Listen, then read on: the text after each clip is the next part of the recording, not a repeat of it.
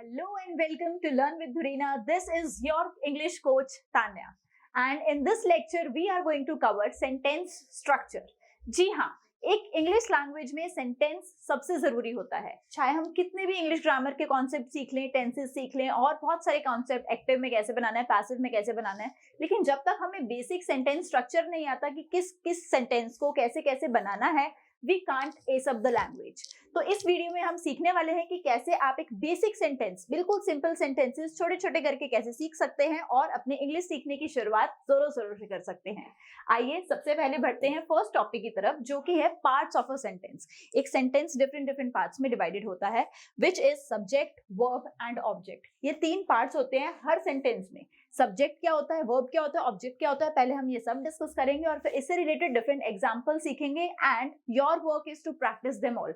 आपको अपनी तरफ से भी कुछ सेंटेंसेस बनाने हैं और उसमें फिर आइडेंटिफाई करना है कि इसमें सब्जेक्ट कौन सा है, वर्ब कौन सा है और ऑब्जेक्ट कौन सा है. जब तक आप ये नहीं समझ पाएंगे, you will not be able to make full sentences. आप कभी तो कोई भी चीज मिस कर देंगे, कभी कोई चीज मिस कर देंगे, जिस वजह से आपका सेंटेंस सही नहीं बन पाएगा. तो सही सेंटेंस कैसे लाना है, एक्यूरेसी कैसे लानी है आप इंग्लिश सेंटेंसेस में, वो हम आज करने वाले हैं. तो सबसे पहले बात करेंगे सब्जेक्ट, वर्ब और ऑब्जेक्ट होते क्या क्या हैं. तो सब्जेक्ट क्या होता है, सब्जेक्ट अगर उसको हिंदी में बोला जाए तो कर्ता, जो कोई चीज करता है किसी सेंटेंस में, जिसकी बात हो रही होती है, जिस पर्सन की, जिस भी चीज की बात हो रही है, that is the part of subject. The person और the thing that does the action. कर्ता इसको हिंदी में बोलते हैं, मतलब जो भी बंदा, जो भी चीज हो रही होती है, जिसके बारे में बात हो रही होती है, वो पार्ट होता है हमारे सब्जेक्ट का. For example, Ram writes a letter. तो कौन लेटर लिख रहा है, राम लिख रहा है, तो Ram is the subject of the sentence. ठीक है. Then talking about verb. Verb क्या होती है, क्रिया होती है, जो काम हो रहा होता है, जो चीज हो रही होती है सेंटेंस में, that is the part of verb. Verb होती है क्रिया. So what is a word that expresses an action or in the state of being? जो चीज कैसी है, कोई चीज क्या हो रही है, जो क्रिया हो रही है हमारे सेंटेंस में, उसको बोलते हैं वर्ब.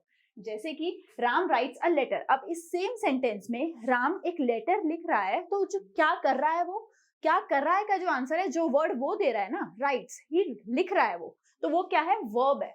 ठीक है. Now talking about the last part, which is the object. जो चीज, अ पर्सन और a thing that receives the action. Action जो कर रहा है, जो एक्शन हो रहा है, जिस पर वो एक्शन हो रहा है, वो चीज क्या होती है हमारी, वो चीज होती है ऑब्जेक्ट. ऑब्जेक्ट मतलब जो चीज हो रही है, उसका एक्शन किस पर हो रहा है. एक सेंटेंस सिर्फ और सब्जेक्ट और वर्ब भी हो सकता है, लेकिन आगे उसका ऑब्जेक्ट भी लग सकता है. ऑब्जेक्ट कुछ सेंटेंसेस में होता है, कुछ में नहीं होता है, बट ये दोनों चीजें हर सेंटेंस में होती ही होती हैं. So Ram is writing a letter. तो राम क्या लिख रहा है, लेटर लिख रहा है. तो लेटर क्या है, यहाँ पर लेटर बन गया आपका ऑब्जेक्ट. अगर नॉर्मल एक सेंटेंस है राम राइट्स, नॉर्मल हम बस ये बता रहे हैं कि राम क्या कर रहा है, लिख रहा है, तो राम सब्जेक्ट हो गया. क्या कर रहा है, लिख रहा है, तो राइट्स इज अ वर्ब.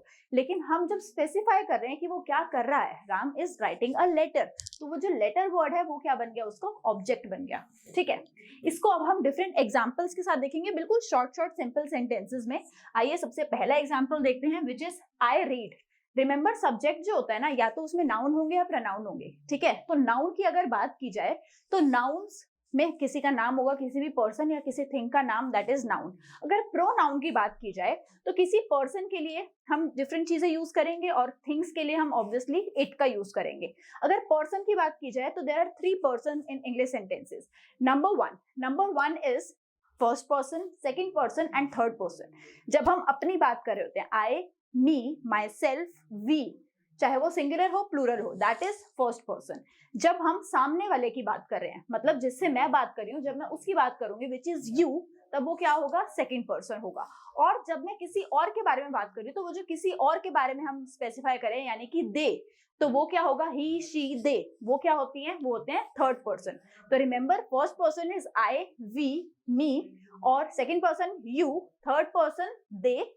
ठीक है. तो आपने याद रखना है कि first person, second person, third person क्या होते हैं. You can make notes too. अब हम सेंटेंसेस देखते हैं.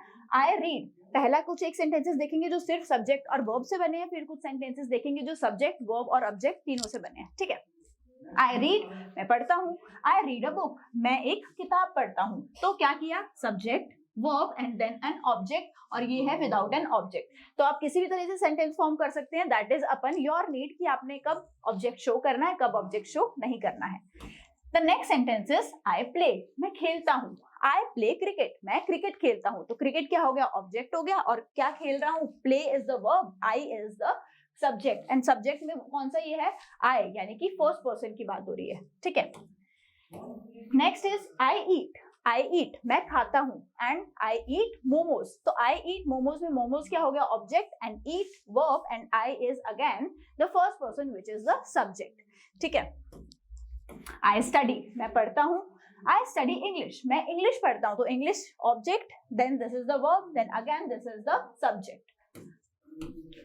वी स्विम हम तैरते हैं, अब हम की बात हो रही है, तो कौन सा पर्सन हुआ, जी हाँ, this is also the first person. First person किस पे मैटर करता है, जिसके बारे में बात हो रही है, सिंगुलर या प्लूरल पे नहीं। अगर अपने बारे में बात हो रही है तो फर्स्ट पर्सन, सेकंड पर्सन जब किसी और के बारे में, यानी कि जिससे मैं बात कर रही हूँ, यानी कि यू से बात हो रही है, तो that is second person, and third person जब हम किसी के बारे में बात कर रहे हैं तो दे, थर्ड पर्सन के बारे में बात करना, ठीक है।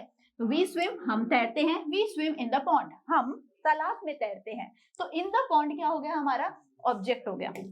Now the next is I ask मैं पूछता हूं, तो मैं पूछता हूं में मैं सब्जेक्ट, आस्क पूछता हूं वर्ब हो गया हमारा, एंड आई आस्क क्वेश्चंस में क्वेश्चंस क्या हो गया, ऑब्जेक्ट हो गया। तो जब भी आप अपनी तरफ से भी कोई भी सेंटेंस बना रहे हैं, जब आपसे कोई क्वेश्चन पूछ रहे हैं और आप इंग्लिश में उसका जवाब दे रहे हैं, तो आपने ध्यान रखना है, अगर आप एक्यूरेट इंग्लिश बोलना चाहते हैं तो आप अपने सेंटेंस में तीनों पार्ट कवर करें, subject, verb and the object, ठीक है। मैं सवाल पूछता हूँ।